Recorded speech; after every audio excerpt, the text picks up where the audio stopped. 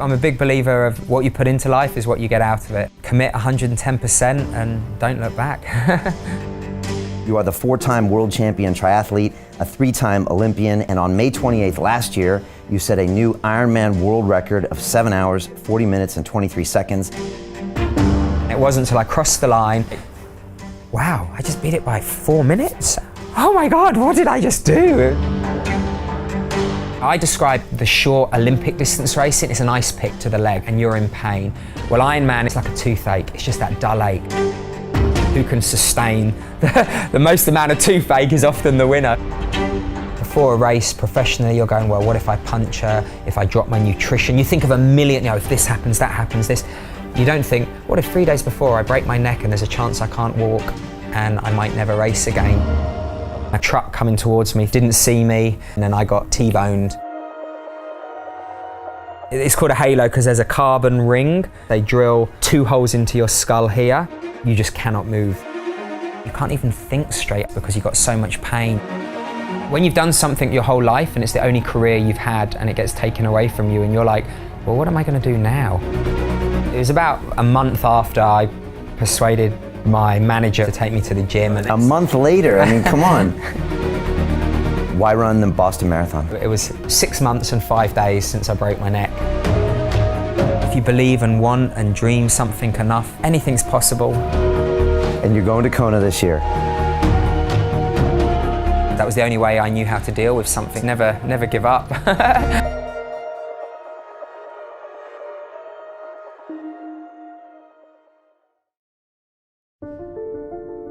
They say that the human race is doomed, that we have lost touch with our true nature, that the media has corrupted us, and that the planet has no future.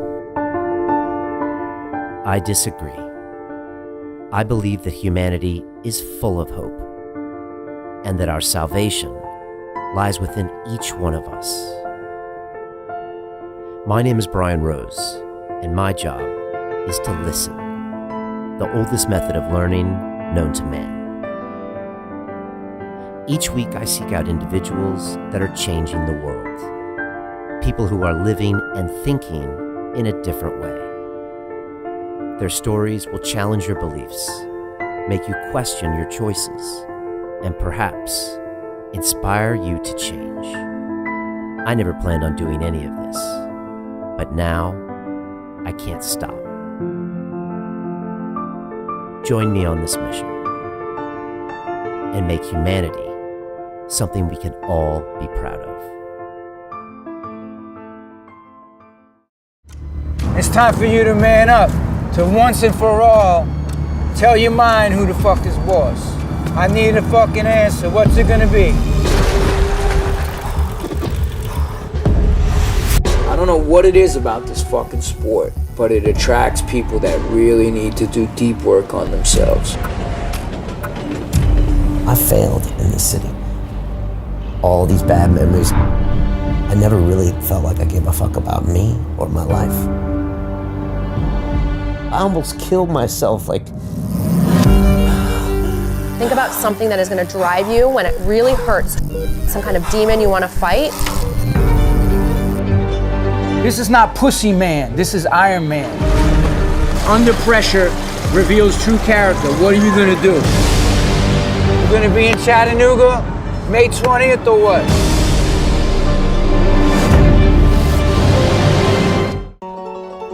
Welcome to the crazy life of Tim Don. You win the World Championship for the Ironman race in 2017, and as you're preparing to go to Kona, Hawaii, which is the greatest Ironman race in the entire world, you get hit by a truck and break your neck 2 days before competition. You're told you'll never be able to compete again, and after 39 years of going to Olympics and racing triathlons, your career is over.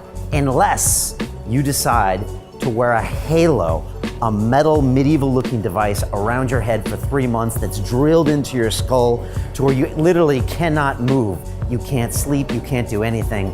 Tim made this choice. It was a living hell for him, but he started training with this device on his head, on the treadmill, lifting weights on the bike, and now he's come back and run the Boston Marathon in less than 2 hours and 50 minutes. And through rehab, he's now going on and he wants to go back to Kona, Hawaii. What an incredible story. I love Tim and his entire journey, and you're going to love this episode about Mr. Tim Don. And inside the Academy, we're loving what we're doing, and that is the Life Accelerator. This only happens about once a year, and we're teaching you the high performance habits of some of the greatest guests on London Real and introducing you to a community of people that make it happen around the world. Check out London Real Academy. This stuff will change your life. I personally mentor you, and here's a little bit more about that. London Real doesn't stop when the conversation ends. You see, that's when we get started. Because everything begins with a thought, and then comes the action.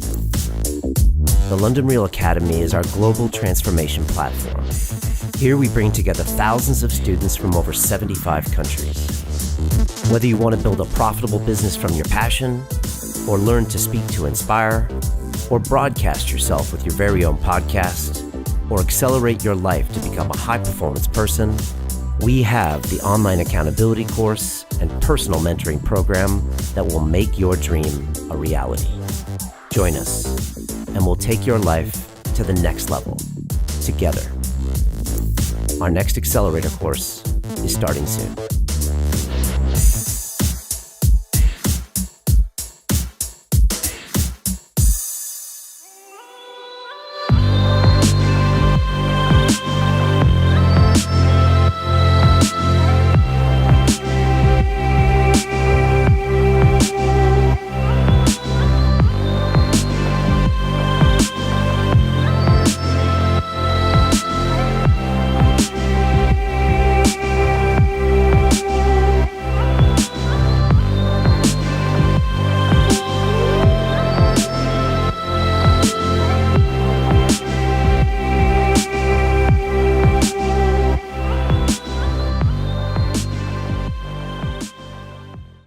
This is London Real. I am Brian Rose. My guest today is Tim Don, the triathlete, Olympian, and Ironman World Record holder, originally from London, who now lives in Boulder, Colorado. You are the 4-time World Champion triathlete, a 3-time Olympian, and on May 28th last year, you set a new Ironman World Record of 7 hours, 40 minutes, and 23 seconds at the South American Championship in Brazil.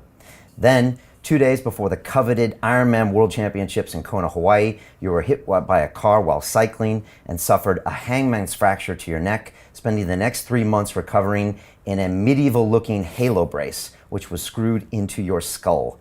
Last Monday, 6 months after being injured, you returned to compete in the Boston Marathon, your first marathon ever, where you clocked the incredible time of 2 hours, 49 minutes, 42 seconds. Tim, welcome to London Real. Hey, thanks for having me. Appreciate it. It's great to have you on here. Well, first of all, what's it like being back in London? I mean, this is your home, right? Oh, it's awesome. I haven't been to London for about 2 years now. So yeah, and I'm staying right near Tower Bridge. So yeah, I went for a nice run this morning along the embankment and crossed over and came back on the south side. So yeah, no, when the sun's out, London's a great place to be. It really is. Do you ever miss this country as far as a place to live? You know? Oh, every day. I mean, like, I love living in Colorado and Boulder. You know, it's the ideal conditions for my job, and you know that's why we moved, is because yeah, we just don't have the I guess the quiet roads, the good running, you know, with all the facilities that we need as a professional triathlete. But no, I mean, you know, as I say, you can take the boy out of London, but you can't take London out of the boy. You know, I'll end up back here once I retire. I'm absolutely sure of that. Yeah. Okay, now Boulder, it gets pretty cold in the winter there. So what do you do then for training? Yeah, I mean, yeah, it does get crazy cold. Like sometimes it can be minus 15 degrees, but we have 300 days of sun and there's not much humidity.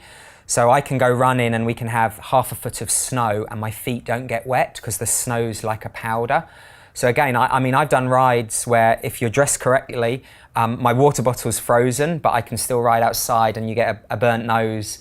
So yeah, it's you know what they say, it's not bad weather, it's like inappropriate clothing. But we do, obviously when we get the big snow dumps, we do train inside, do lots of Zwifting on my bike and running. And then but I swim outdoors. The pool I train in every day of the year is an open air swimming pool. you know, come rain or shine, we're training in it. So you just get it done. Yeah, I mean, yeah, with endurance, there's no real shortcuts at all. Yeah, you got to get the miles in. Yeah, well look, I want to hear about your childhood as far as why you even got to this space, and then all the things that happened to you. You had a crazy year. But first, I have to say, I got you here for a bit of a selfish reason. Because out of a weird change of circumstances, about 2 months ago, I got challenged to run my first Ironman 70.3. I've never done an endurance race or a triathlon or any running race or anything. And so exactly 30 days from today, I'm in Chattanooga, Tennessee to run my race with John Joseph, who is a hardcore punk frontman of the Cro-Mags band. He's been doing triathlons for a while. He's got 9 full finishes, 2 at Kona, and he's challenged me to do it on 100% plant-based diet. And so he's been in my ear the last 2 months. I've been struggling. I've been getting a great amount of respect for what you guys do, and I've been training every single day, sometimes twice a day. And I was wondering if you could just, first of all, give me some thoughts on what I've been going through, what I can expect on that first day, and then what Chattanooga's like, because 70.3 was one of your specialties, wasn't it? Yeah, 70.3 is a great stepping stone for Ironman. So yeah, most of us primarily race 70.3s, and then we do maybe 2 Ironman a year, maybe just 1. But what you just said, you hit the nail on the head. With endurance, especially triathlon, consistency is king. So the fact you're saying you're doing something every day, as opposed to kind of being a weekend warrior and training 7, 8, 9 hours at the weekend, then having Monday, Tuesday, Wednesday off. You know, that's not the best thing for your body to adapt, especially if you're new to endurance. It's a little and often, and then hopefully as your body adapts, it's a little bit more, but very often. And I think also it's hard to find that balance because of the swimming is such a different demand on your body than cycling, and then the same with running. And it's getting that balance of all 3 disciplines going forward. Do you train your strength so you're going to make more gains up, or do you train your weakness to catch up? Yeah, there's so many different ways to do it. But no, I mean, I think you'll have a great time. We had the World Championships in Tennessee last year, and it's a great little city, and the course is really really challenging actually. I think he set you up a little bit there. Challenging? Wait, tell me more about this. So the swim's great. It's upriver at the start of the swim. But right? It's a fast swim because, have you done much open water swimming? No. It's a little bit different. I mean, maybe you probably won't be able to get in. You can maybe swim in the Serpentine this weekend if you fancy it in a wetsuit, but it is a different feeling. There's no black line to follow, you know, with a wetsuit on.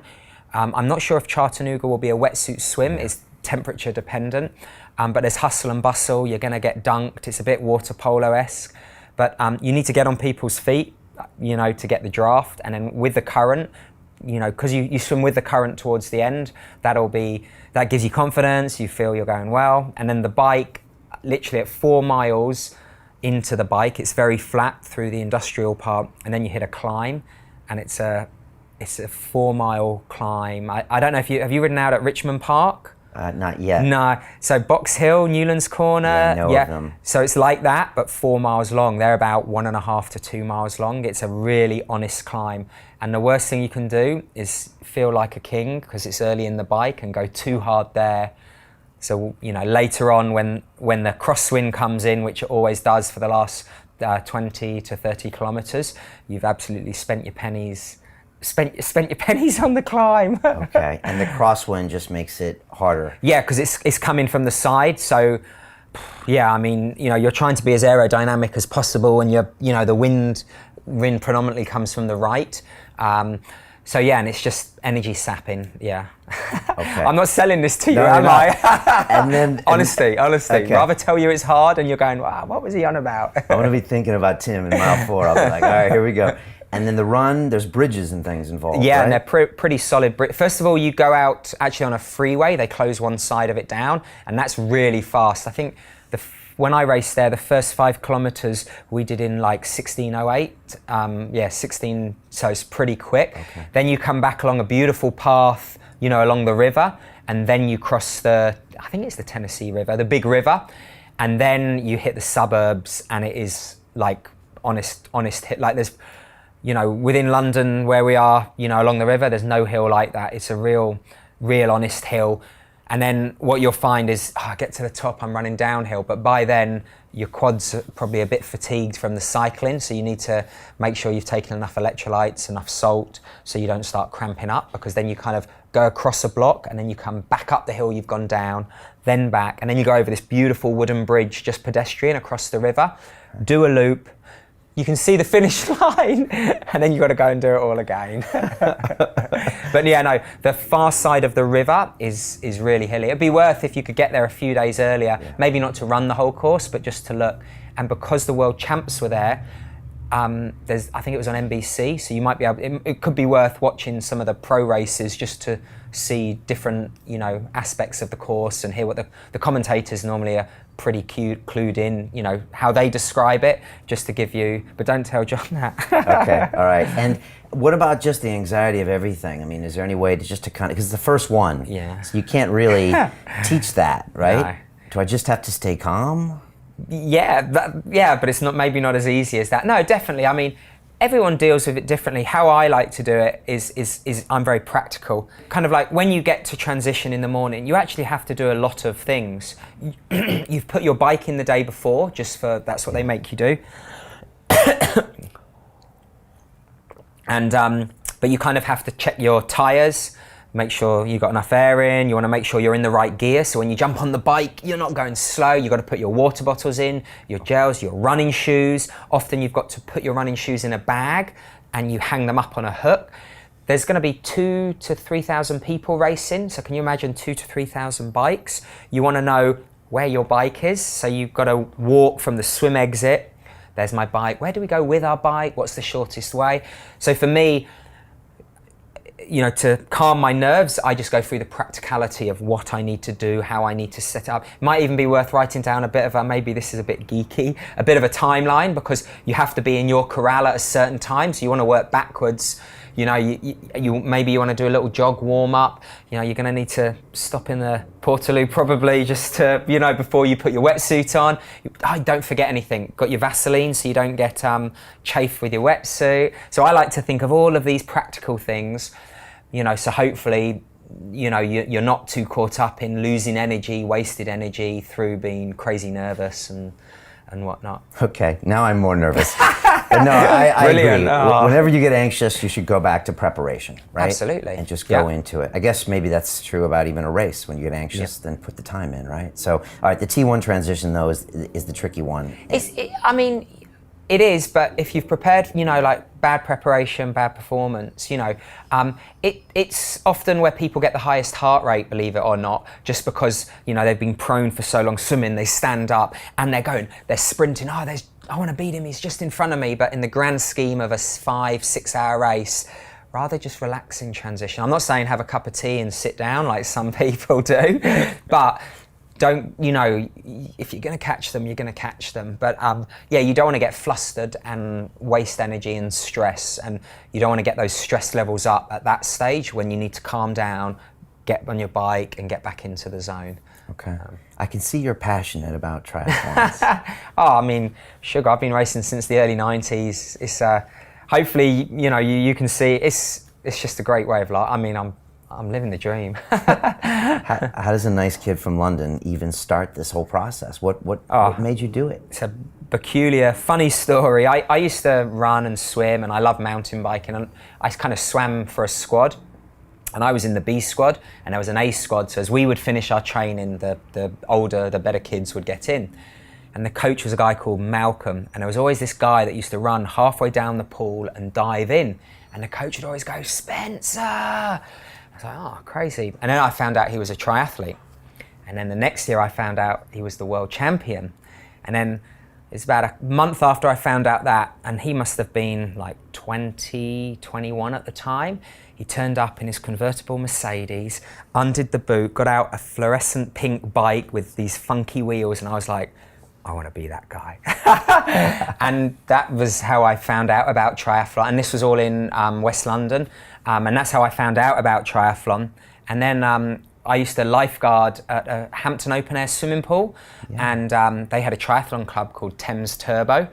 And one of the coaches there, you know, I swam with them, and he said, oh no, you must, you know, you've got a good swimmer.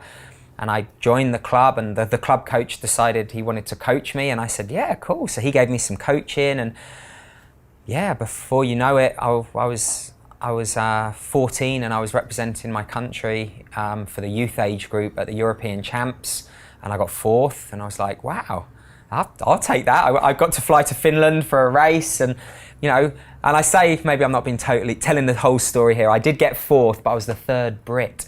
Oh, so you're like the 4th in Europe, but you're the 3rd in Britain.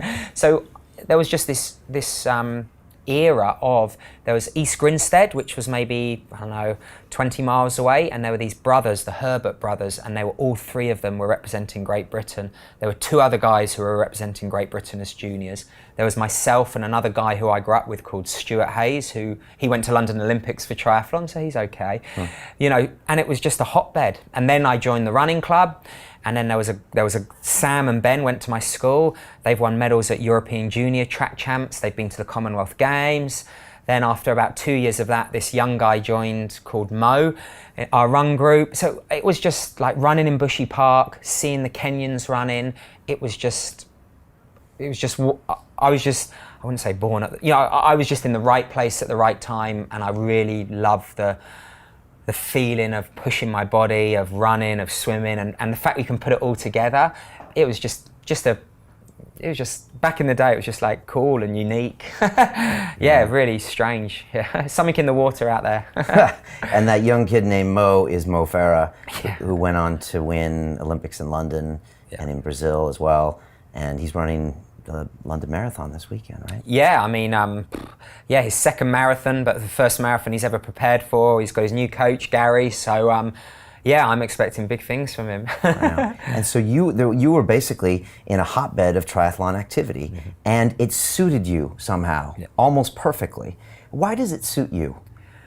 I think, you know, I think first of all, you are at an advantage if you're a good swimmer, because it's the only part of the sport that's really technique based. You can be as fit as a fiddle and do one length and your heart rate's 180 because you're just thrashing. So I did have, I wouldn't say an advantage, but I did have that on my side. But I mean, I like to go to uncomfortable places, and the best way for me to do that was like, see how fast I can ride up Box Hill, see if I can beat my lap round Richmond Park, and I had all these guys that wanted to do the same as well. And it was a real sense of community. I mean, I was a junior at the time, and there were amateurs who were in their mid-20s who were obviously a lot bigger than me, you know, because I was 16, 17, you know, and I was just hanging on to their coattails. And I really like that. And, you know, you'll see when you go to Chattanooga, there are a few triathlon, you know, geekies out there, but on the whole, everyone's done the hard work. Everyone knows what everyone else is going through. There's a great amount of respect, and I think there is a passion, because to do a 70.3, look how much you're committing. You know, it's not like, oh yeah, I'll do it this weekend. You've got a coach, you're looking at your diet, you're downloading your diet. You know, it is an all-encompassing way of life to a degree. Yeah. So yeah, you don't want it to get carried away with it, with family and friends. It causes divorces, right? It does, yeah. And the problem is when you buy the bikes and all the equipment, you maybe say, yeah, the bike was only $3,000, you know, when it's really worth 10. And if anything happens and your wife sells it for what you told her you bought it for, then you're in trouble. But no, I mean, it's a healthy way of life. It really is. It's awesome. Yeah, and you said you like going to uncomfortable places. Why do you think that's true about you? I don't know. I mean, I'm not saying you get bored or I get bored, but you know, life can be there's so much out there to do, and I just like challenges, and most of the challenges aren't easy, and I fully accept the challenge, and I think that's always been a part, you know, yeah, even when I was younger, I just like doing things, yeah, that are different. When I finished my education, when I finished school, I realized the weather's not the best to train. So a friend of mine lived in Zimbabwe, so I faxed him back in 97, and he said, yeah, come out. So I got a fax saying, yeah, come out. So I told my mum and dad I'm flying to Zimbabwe in a week, and I went there for 3 months, and I ended up staying 9 months because the weather was awesome, the training was great, and I don't know, it's just that it's a sport you'll see that really, really is really self-rewarding, and I think that sense of achievement, you know, because I'm sure you've got goals with what you want to achieve, but I'm sure what you tell everyone, your goals are just a little bit above them. And I think, you know, that's what really I love about it.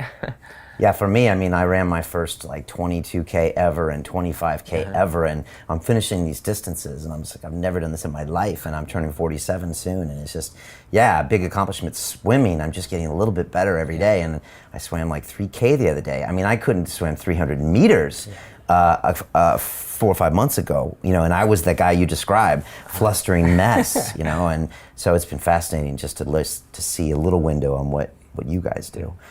Is the Ironman full of a bunch of people that are somehow crazy, dysfunctional, addicted to these things, or what? I would say half of them, yes, but you'd be amazed. I mean, I'm sure you can look at statistics. There are so many first-timers at every event I do. You know, dare I say, Ironman 70.3 to some people has become the new marathon. Hey, I've got to do a marathon. I think triathlon is such a young sport. I mean, I couldn't believe Boston Marathon last weekend is the 122nd run-in of the event. That just, when I think triathlon had the first World Championships in 1989, you know, it's grown in such a quick rate because it is so appealing, it's so challenging, and anyone can do it. And you're going to do it, and there's going to be professionals there, and you're going to see their times, and you're going to go, I know that course, on that hill, on that swim, how, you know, there's just that sense of, not togetherness, but, you know, of like everyone's in it together. Yeah, I think that's pretty cool about the sport. And for someone listening to us that has no idea what we're talking about, what is triathlon? And I remember my coach said one time, it's not 3 different sports, it's actually one sport with like 3 disciplines. Can you explain to people what it is and then the different distances too? So, you know, triathlon is swimming, cycling and running in that order. And they have various distances. And I would say the 3 classic distances are what we call the Olympic distance, which is 1,500 meters swim, 40-kilometer bike, and a 10-kilometer run. And then you jump up, roughly double that. It's a 1.9 kilometer swim, a 90-kilometer bike, and a 21K run, which is what you're doing, the 70.3. And the reason they call it 70.3 is the whole distance in miles is 70 miles. 0.3, and then you go to the full Ironman, which is a 3.9 kilometers swim, 180 kilometer bike, and then a full marathon. And if you're really crazy, there's something called the Ultraman, which is a 10 kilometer swim. It is, I think in total, 280 mile bike, and then an 80 kilometer run. But that is not for that's too bonkers for me even. Okay. And they do that in Hawaii usually? And there's qualifying races, and then the World Championships are also in Hawaii, about normally early November. Okay. Is that what Rich Roll did and got famous for? Yeah. Okay. Yeah, the But Ultraman. you don't play that? No. Is that also a recipe for injury, or is that just a different kind of crazy? It's a different kind of crazy. I mean, I think the mental side of that is very large, and you're pushing your body in different ways, you know, kind of like up to Ironman distance and shorter, you know, you're on the edge, you know, your heart rate's close to that red line, but you don't want to go above it. But with that, you're kind of going relatively slow, but it's just that mental game you play with yourself as the endurance goes. And it's not a professional sport really, so it's hard to kind of make a living doing it, which is what we do. What, so the ultra is not a professional sport? Oh, I mean it is, but I mean I don't think there's any prize money if you win and so forth. So Right. You know, you get the trophy, but It's not something you make a living at. No. Yeah. Okay. And then when it comes to transition between those disciplines, that's where it kind of gets interesting, right? And how you train for one and not train for the other, and that's where the science comes in, and I'm sure you've developed all this intellectual property over like the last 15 years, but you must have found ways to figure out how to do this and how to train your body, and you must have developed all sorts of things. Yeah, I mean, I think that's it isn't a swimming, cycling and running, it is one sport. When I first started, everyone was, oh, what are you? I used to be a cyclist, I used to be a runner. Now I've seen on the British Triathlon website, there is a junior development series for 7-year-olds as triathletes. So the sport is evolving, and I think that biggest thing I can say is the synergy of your week. Your coach and yourself have to understand what the energy takes from a run and a cycle and a swim, because you do a hard run and then you've got a hard bike, but you've got to know, even though it's a slightly different muscle group, it's still, maybe the running might take more out of you than the biking. So you need to find that balance. So, you know, you're not having like 2 days hard, 1 day off, 3 days hard, 1 day off. You really want that kind of flow of the week. And for someone like yourself who's very new to the sport, I can imagine that was challenging for you guys. You know, you were finishing sessions going, I've got to run this evening, or tomorrow it's the weekend, I've got to ride, you know, 30 miles. And it is, you know, having faith in your body and fueling your body right. So that's why, especially you going forward with plant-based diet, it is key not to think I'm hungry. If you're thinking you're hungry, it's probably too late, you know. And again, you need the right food groups. You need to get more protein in, more carbohydrate in to get ready for recovery. But yeah, no, and that's the challenge. You know, I always say it's simple to be a cyclist, or I'm not saying it's easy, but you know, just one discipline. But with triathlon, you know, just think of the equipment bags you need in the back of your car. It's just, yeah, all encompassing, it really is. Yeah, I think last week and on Friday, I swam like 3K and I had to get my wetsuit and go out in the thing. And then on Saturday, it was the 22K run. And then it was Sunday, it was a 75K bike, followed by the 5K run. And it nearly killed me. Mm-hmm. And I was like white as a sheet. My wife, she's like, are you sure? I gotta do the brick. And I'm like running down on my jelly legs. And then Monday's back to the swim. Yeah. And it's just like, that's what you guys do. And you probably do double and triple that. I've seen some of your videos. So yeah, it's much respect to that whole mindset, and it is quite complicated, and there's gear with each stage, and yeah, nutrition and all that stuff. So, but after you did that weekend, how did you feel? Like, I did it, you know, so I felt great. I did it, and now, funny enough, my swim days feel like rest days. Yeah. And so active recovery is golden. Yeah, it's just this weird thing. So I'm really loving the challenge. I'm learning a lot, but I have bad days too. I have bad nutrition days. I get nasty and angry. Mm-hmm. I'm sure you have some nasty times too. You know, and so you started getting into this. You started getting good, and you started going to Olympics. I mean, you know. Yeah. Well, you make it sound so. Yeah. You know, that's no. big. I think. Yeah. I mean, I was in 1998. I won the Junior World Championships in Lausanne. And that's where the IOC are based. And that was the year they announced triathlon will be in, for the first time, it will be in the Sydney Olympics. So I went from a junior to like, wow, that's in 2 years. If I can pull some things out the bag, I might be able to represent my country at the Olympics. And that was one thing that was gutting is, you know, as a top athlete, you dream of going to the Olympics. And my sport wasn't an Olympic sport, but then it became this Olympic sport. And yeah, over the next 2 years, 1999 and 2000, I was able to improve, and I got selected, you know, because I did well in the races. And I mean, and like, there are a few countries where triathlon is huge, and Australia is one of them. I mean, it's a summer sport, let's be honest. It's hard as anything to train in the winter. And at the time, they had some world-class, you know, triathletes, and it was the first medal event was the women's triathlon, and they won silver. And then the next day, the second day of the Olympics, was the men's race. And, you know, it's in Sydney, it's free to watch. It's a multi-lap course, because again, with the Olympic distance for the professionals, normally the swim is 2 laps, and the bike can be anywhere from 4 to 8 laps. So it's short criterium, lots of corners.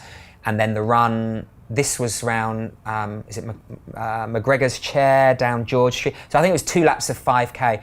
Oh my gosh. The crowds were just insane. And I remember I was on the start line as I was myself and a Spanish guy, Ivan Rana. We were the youngest two who were there.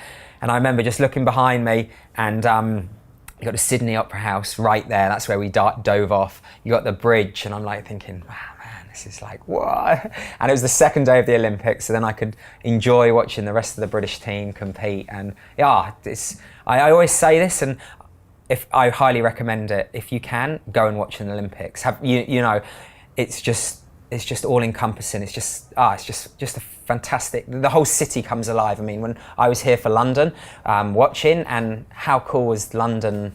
Yeah, for those 2.5, 3 weeks, it really is a celebration of sports. It's amazing. One of the highlights of my career, going to the Olympics. Going to the Olympics, yeah. Okay. Mm-hmm. And what is the Olympics not? Like, what would we not know what it's not? I mean, is it Is it difficult? Can it be anticlimactic?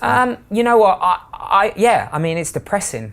I would say there are, in most sports, there are three types of athletes that go to the Olympics. There are the athletes that just want to go to the Olympics and they qualify and they have won because they're representing their country. There are guys that are fighting for a podium and get 4th, 5th, 6th, 7th, 8th, and they've put 4 years of their life. It's like a business meeting, 4 years of your life, and you just missed the contract. It's 24 hours a day training, what we do. We can't turn off. And those guys, it's hard. It's a hard pill to swallow. And then there's the guys that get on the podium, and that's why we're there. That's what we live for.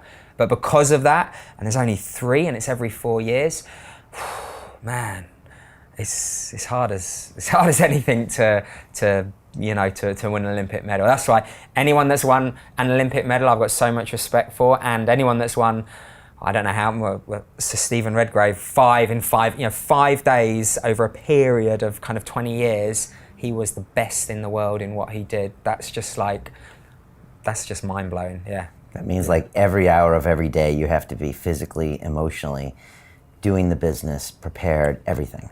Yes, I mean, it's kind of like, you are kind of, in a way, you're self-employed, but the harder you work, the better you become. So the more you put into it, the better the result will be, the better the performance will be. So, and I'm not saying, you should go to bed at 9:30 every night and not have alcohol and, et cetera, but there has to be a balance because, too much obsession is very unhealthy in anything in life. But definitely there is, it is work and reward. It is, especially triathlon, the endurance sports, there's, again, I'm probably going to annoy, there are some sports which talent, golfers, I mean, those guys train hard, but sugar, I could train 10,000 hours. I am not going to hit a golf ball in a straight line. But with endurance sport, as you'll see, you've done how many weeks training now? Yeah, probably 10 weeks. And how much has your swim improved? It's massive. And that is just through hard work, Good coaching, hard work. And the reward for that for you is just like, when you look back on this, whether you do another triathlon or not, man, you've learned something, those dark places on those 5K runs off the bike, you're learning about yourself and, that commitment you have. And I think, definitely endurance sports and triathlon really shows that because it is so hard to balance the 3 sports. You seem like you could get obsessive about that. That's what my wife says, Kelly. I guess that's why I'm still doing it. Was the family in a bit of a way to get you off being too obsessed? Do you have things in your life that give you balance?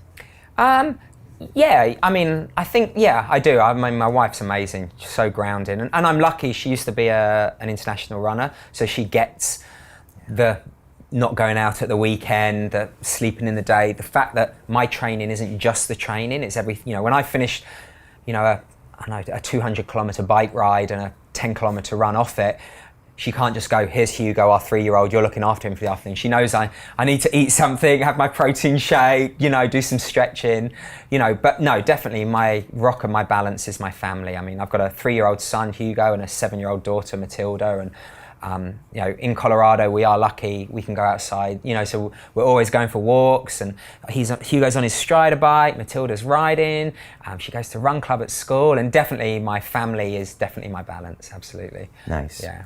How did you get into Ironman then? It's Ironman is again, I'll take the running comparison. I did the Olympic distance racing, which is a 1 hour 40 to 1 hour 50 race, and that's a bit like track running, the 5,000 and 10,000. And right.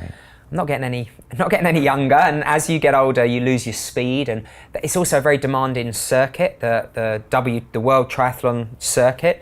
So you have to travel all the time and be there. Absolutely. I mean, okay. The first race is normally in Australia, then you've got 2 in Japan, then you maybe go to Canada, America, back to Europe, then Bermuda, and then you've got to go a week before, stay a few days after, then you have training camps at high altitude, and it is very taxing, but it's more, and now I've got to the stage where as I got older, I was losing the speed, so like running, you maybe go to half marathon and marathon, so then you go up to 70.3. And it took me about a season to find my feet and change the style of training, because it is very, very different. And then you make the decision, do you want to do an Ironman? Because if you're doing an Ironman, it's feet first, it's all in. And I liked 70.3, and I said, well, in for a penny, in for a pound. So I did my first Ironman in 2014 in Mallorca. And that was, and then, I did okay. So I thought, I'll do a few more. Is it double the training for the full Ironman, or is that not the way of looking at it? It's not the way of looking at it. I mean, it's not double, it's maybe only a quarter more, but it's just the style of training. Maybe you do slightly less swimming, you have to do more biking, because for me it's roughly an 8-hour race, but 4 hours to 4 hours 20 is on the bike. So that is, similar to when you race, of your overall time, the largest section is on the bike. Yeah. So that's where you can afford to give more energy, and you get such aerobic crossover from the cycling. That aerobic, when you're riding for 2-3 hours, that's going to help your aerobic capacity on the run and on the swim. So that's really good as well. But it's more of it's a different sort of mental. I describe the short Olympic distance racing. It's an ice pick to the leg. It's painful. You're running out of transition as fast as you can go. There are tactics involved. I'm running on people's shoulder. If you attack, I attack, and you're in pain. Well, Ironman is, you can't race like that for 8 hours. So it's like a toothache. It's just that dull ache. And who can sustain the most amount of toothache is often the winner. Who is the Ironman, the strongest, athlete that can get to the line. That's definitely. And there's different, all of a sudden nutrition becomes key. To keep your body functioning for 4 hours and then for 8 hours, you need to take in calories, take in electrolytes. Hawaii, we start at, I think, 6:45 in the morning. So we're running a marathon midday, and in Hawaii it's 85% humidity. It's like 30 degrees, you're already fatigued. So there are so many facets of the sport, which which you've got to focus on as well. It's not just being hard and going out riding on water and a bulletproof coffee. Right. So it's that going to the pain level and not trying to go all out. It's just that weird mental state, and then having the body and the nutrition and everything. Yeah. And so you kind of put all that together last year to get this world record. Can you tell me what that was like, and did you see it coming? And did anybody see it coming? I think my coaches saw it coming. I didn't see it coming at all. I mean, I'd won a few Ironmen in the past, but not a major championships. To be competitive in Kona, Hawaii, the World Championships, you want to put a fast time. So I knew the course was fast, because in 2016, Brent won McMahon, a Canadian, and he missed the world record by about, the then world record, by about 40 seconds. So it's a fast course. But like anything, like marathon running, London's a fast course. Rotterdam, wow, is a crazy. You need the weather though. You've got to have the weather. So my goal was to be competitive and hopefully win, get on, because I got second in it the year before. So I really wanted to win a major Ironman. And what is the mindset? Do you go in saying, I'm gonna win? No, that's arrogant. That's arrogant and can hurt you. Yeah, I think so. I mean, it's such a long day in the office, that there are so many ups and downs, and you can control what you can control. If you're riding quicker than me and I've got a certain plan and I change it with that attitude, I'm gonna win, I'm gonna blow my socks off. And so you have to have, you have to have confidence in your own ability and the training you've done, the coaches you've got. There are some things you might change on the fly slightly. You have to have that, what if this happens, what if that happens, etc. But on the whole, it's a very individual race. You are racing, for the first part, you are racing yourself. Obviously the latter part of the run, if someone's a minute ahead or a minute behind, then you are playing that game. When you get splits on John and you're like, am I going to catch him? Am I not? That's when that side of the fight or flight kind of comes in. And do you have a mantra that you say in your head, or? I always say train hard, race easy. you know, and some people misinterpret that train hard means absolutely killing yourself every day, but it's having a training program, looking at it, believing in it, and doing what your coaches say. That to me is training hard. It's not a case of always swimming at the front, running at the front, going as hard as you, PB, you know, training smart. But yeah, I always, and then race day should be relatively easy in terms of the execution, because you've done the work, you believe in the work, your coach has said you can do X, Y, Z, and that's all you need to do. It's an expression session of all of those hours of training that no one sees. And what goes through your mind on that race day? Are you thinking about the practicality of what's happening? Does your mind wander? Do you think about being on the podium at the end? You know, on the whole, I like to, you actually have to think quite a lot within the race, because, you know, as the race is going, there are lots of things you need to do. You know, in the swim, you need to make sure you're swimming in a straight line, you're following the right person, you know, your goggles aren't leaking. Then towards the end of the swim, you're kind of, well, where's my bike? Okay, here, you know, and all of a sudden that's the first hour gone. Then once you're on the bike, you need to make sure you've got your nutrition strategy right, your water bottle hasn't jumped off going over a speed bump, you know, your pacing's right. You can't ride, this is another thing, you can't ride too close to the person in front. So, and we call them draft busters on motorbikes, saying, you know, that, so you have to make sure you're not too close to someone. But if you're too far, someone's going to overtake you, and then if everyone does that, you're just going backwards, and so there are lots of things. So I'm very much focused on the process, not the goal. But in saying that, of course, the wine wonder. You know, you're having a good race, or you're in contention at certain points, and you're like, wow, what if oh my gosh, oh wow, what this you want to? Yeah, of course you do. I'm going to be honest. And what was it like that last 5 miles then of that race? You know, it's still hard. You know, I mean, I guess arguably I won the race by over 20 minutes, so I had the race sewn up. But you've done so much that I would rather race scared than race, hey, I'm the man, I'm the king. You know, that's, for me, that's just, you know, so you're still thinking, don't cramp, you know, don't go too quick, because you don't want to make sure, you know, I'm still sticking to my strategy of my energy gels, my water, you know, and one of my good friends, Leo, was there with about 1.5 kilometers to go, I guess a mile to go. And he's like, you're going to do it. You're so close. It's awesome. And when you've been racing for best part of 7.5 hours, it's like, you're going to do it. You're really close. Does that mean I'm like 10 seconds above the world record, or a minute or 2 minutes? And so I'm like, wow, I can't really enjoy this too much. Or I can enjoy it, but I still had to, you know, you couldn't start kissing the guns and high-fiving everyone and so forth. And I remember turning into the home straight thinking, oh, and the clock that has the finishing time was facing away from me. So when they take a picture of everyone crossing the line, it's got their time. So even then, I wasn't sure if I'd truly done it. And it wasn't until I crossed the line and I could look behind, and it was more like relief. And then it was like, wow, I just beat it by 4 minutes. Oh my, and then it was like, oh my God, what did I just do? It was, yeah, I mean, yeah, you dream of those days, but they come across so seldomly, where, you know, it wasn't perfect, but 99% of 7 hours, 40 minutes went right for me. And you can have days like that, but it's a tough course, and you can go 20 minutes slower, but it's just as good as performance. So I was lucky I had that performance with fantastic weather conditions on a fast course.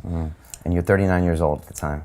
I was 39, yeah. So. And how did your life change the next few months? I mean, was there a lot of recognition? No, I mean, I still had to put the rubbish out when I got home. I still took my daughter to school. No, triathlon, it's, you know, I mean, it's getting more recognition in the mainstream media, but no, my life did not change.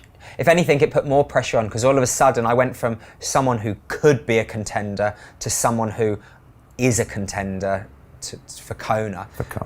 You know, I had a week, 10 days off, went on holiday with my family, but you're only as good as your last race. So back to the drawing board, you know, let's try and make me bulletproof. And obviously preparing for different races, you know, we do our research. Hawaii is a lot slower. It's a lot hotter, and also there are so many Ironman and 70.3 races, very rarely are more than 5 of the top best guys in the world racing each other on the same course.